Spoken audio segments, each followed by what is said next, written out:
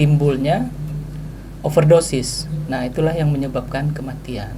Kalau untuk dibebankan ke orang tua mungkin tidak, namun ada di Undang-Undang tentang narkotika di pasal 55, orang tua atau wali wajib melaporkan.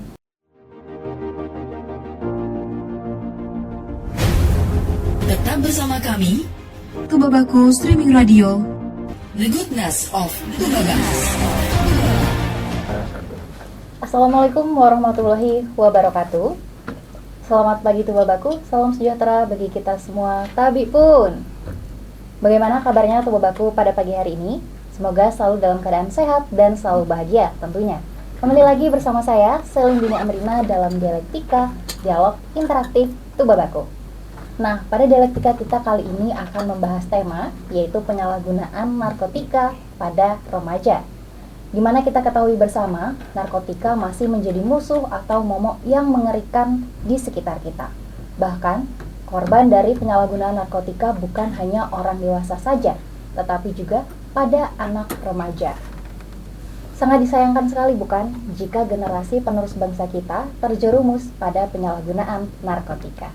Untuk membahasnya ini tadi, tentu saja saya tidak sendirian dan telah hadir bersama saya Kasubsi 1 Bidang Intelijen Kejaksaan Negeri Kabupaten Tulungagung Barat, Bapak Septian Zadi, Sarjana Hukum. Selamat pagi Pak. Pagi. Bagaimana nih kabar hari ini? Alhamdulillah, sehat. Sehat, baik dan semangat nih Pak. Semangat tentunya. Tambah lagi bahagia. Alhamdulillah. Karena kalau kurang satu nggak lengkap rasanya Nah, itu nih Pak. dia. Ya, kan, ya. Sebenarnya nih Pak, narkotika itu apa sih Pak? Dan apakah ada golongan-golongannya? Oke, kita masuk ke narkotika ya. Narkotika itu merupakan zat atau obat yang bersifat alamiah maupun sintetis ataupun semi sintetis, yang mana kalau kita melakukan penyalahgunaan itu ada efek halusinasi, terus hilangnya kesadaran. Hilangnya kesadaran. Iya. Kemudian untuk golongannya ada nggak sih Pak di narkotika? Golongan, kalau di Undang-Undang Narkotika itu, Undang-Undang Nomor 35 Tahun 2009 tentang narkotika, ada 3 golongan. Cuman faktualnya kalau untuk di masyarakat yang banyak beredar itu golongan 1, yang mana itu metamfetamina, itu biasanya disebut sabu. Sabu. MDMA itu biasanya disebut ekstasi atau inek, dan satunya lagi yang berbentuk tanaman itu ganja. Ganja. Itu yang banyak sekali beredar di masyarakat Ya. nih. Sampai saat ini bahkan. Sampai saat ini. Kemudian dampak dari narkotika itu apa sih Pak? Baik, untuk dampak negatifnya itu signifikan terhadap pengaruh gangguan mental, terus untuk kesehatan tubuh itu sudah pasti, yang mana nanti ada namanya itu bahasa kedokterannya itu kekurangan asupan oksigen. Yang mana nanti timbulnya overdosis. Nah, itulah yang menyebabkan kematian. Karena kelebihan itu. Kelebihan overdosis. Kemudian untuk saat ini nih, mungkin kasus yang sudah ditangani ya, Bu, ya. Lebih banyak penyalahgunaan narkotika ini terhadap orang dewasa atau anak-anak? Selama saya di Tubaba, alhamdulillah kalau untuk anak ya, kalau bahasanya di dalam hukum itu yang di bawah 18 tahun, untuk anak itu alhamdulillahnya masih sedikit. Masih sedikit. Yang banyak itu di kalangan umur 18 sampai 24 tahun. Banyak sampai saat ini sampai masih saat ditemukan ini juga. masih ditemukan. Emang lagi marak-maraknya apa gimana nih Bang? Untuk kasus kalau untuk narkotika itu di setiap tahun ya, nggak ada pasti ada pengguna, penyalahguna, entah itu pembeli, penyalahguna, pengedar. Nah kemudian tidak menutup kemungkinan juga ya Bang ya, bahwa narkotika ini dapat dikonsumsi pada anak-anak seperti yang dikatakan tadi. Nah, pasal apa sih Bang yang menjerat dalam UU narkotika ini? Kalau untuk penyalahguna itu diatur dalam pasal 127 ayat 1 ke 1 ayat 1 huruf A, Undang-Undang 35 tahun 2009 tentang narkotika. Nah, untuk apabila penyalahguna narkotika itu dilakukan oleh anak, yang mana anak itu dalam undang hukum pidana, undang hukum pidana itu di bawah 18 tahun. Nah, itu nanti bahasanya itu diterapkan juga sistem peradilan pidana anak. Sistem peradilan pidana anak. Nah, seperti itu. Kemudian nih Bang, selama ini bagaimana nih menangani kasus-kasus penyalahgunaan narkoba Mm-mm. ataupun bagi pengedar, Pengedar. ya pengedar ataupun pemakai aktif mungkin ya Mm-mm. dari narkoba ini, baik orang dewasa maupun anak-anak, bagaimana penanganannya? Penanganannya. Jadi kalau untuk pengedar itu diatur dalam pasal 114 yang mana ada unsurnya menjual, membeli dan menjadi perantara jual beli narkotika. Jadi beda-beda ya? Beda-beda. Dan untuk penyalahguna itu yang seperti saya sebutkan tadi pasal 127 ayat 1 huruf A. Kalau untuk orang dewasa tetap mengacu kepada Undang-Undang 35 tahun 2009 tentang narkotika. Dan kalau untuk anak-anaknya kita ada sistem peradilan pidana anak.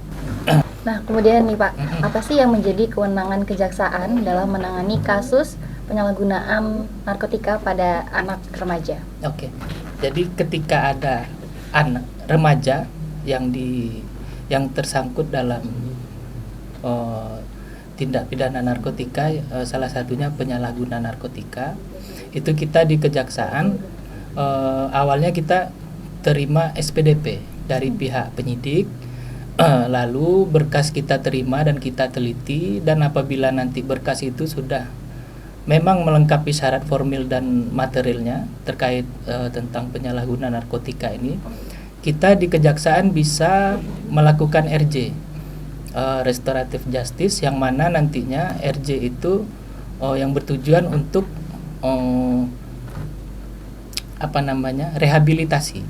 rehabilitasi untuk si penyalahguna narkotika ini. Dan untuk RJ itu salah satu syaratnya itu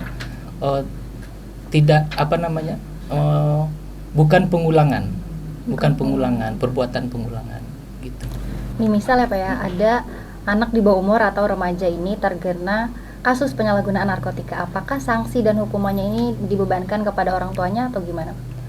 Kalau untuk dibebankan ke orang tua mungkin tidak, namun ada di Undang-Undang tentang narkotika di pasal 55, orang tua atau wali wajib melaporkan pencandu narkotika di bawah umur kepada pihak yang berwenang di pasal 55. Jadi nggak orang tuanya nih yang nanggung mentang-mentang dia mungkin di bawah umur, jadi Enggak. mungkin ayahnya aja deh yang gitu. Enggak ya, ya. Enggak.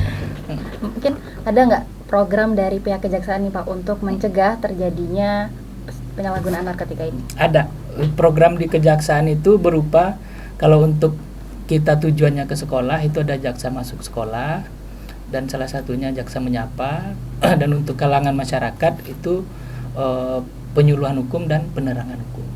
Nah, untuk jaksa masuk sekolah ini setiap rutin itu kegiatan rutin? Iya, kegiatan rutin. Setiap kitanya. bulan, setiap tahun atau gimana? Hitungannya per tahun kita. Per tahun? Ada beberapa kegiatan yang dilaksanakan. Itu di jenjang SD, SMP, SMA atau gimana? SMP, SMA, mungkin bisa masuk ke perkuliahan juga. Perkuliahan juga. Untuk jaksa menyapa atau penyuluhan hukum, penerangan hukum. Jadi di jaksa masuk sekolah tadi untuk program mencegahnya tadi ya Pak ya, Iya. supaya tidak terjadi. Nah terakhir nih Pak, untuk closing statement mungkin ada pesan-pesan atau himbauan yang ingin disampaikan kepada masyarakat, khususnya masyarakat Kabupaten Tulangbong Barat. Silakan Oke, Pak. mungkin ada sedikit pesan ya, khususnya untuk orang tua, wali dan guru untuk berperan aktif dalam hal mencegahnya terjadinya penyalahgunaan narkotika di kalangan remaja, yang mana nantinya bisa dilakukan berupa itu apakah tes urin atau melihat dari sifat dan perilaku dari remaja tersebut. Baiklah, Bapak sampai di sini dulu dialektika kita hari ini, dan tidak terasa nih kita ternyata sudah berada di penghujung waktu. Tidak lupa juga saya ucapkan terima kasih Ya, pada Bapak sama-sama. ya sudah berkenan meluangkan waktunya untuk berbagi Terima informasi kasih kepada kembali. kami. Sehat dan sukses selalu Pak. Kami Kami harap bisa hadir lagi di lain waktu untuk Ya. membahas topik-topik yang lebih Baik. menarik selanjutnya. Baik. Ditunggu ya Pak ya. Oke. Bapak-Bapak, saya Selin Dini Everna sebagai pemandu dialog mengucapkan terima kasih atas kebersamaan Anda dan sampai jumpa Tubabaku, The Goodness of Tubaba. Wassalamualaikum warahmatullahi wabarakatuh.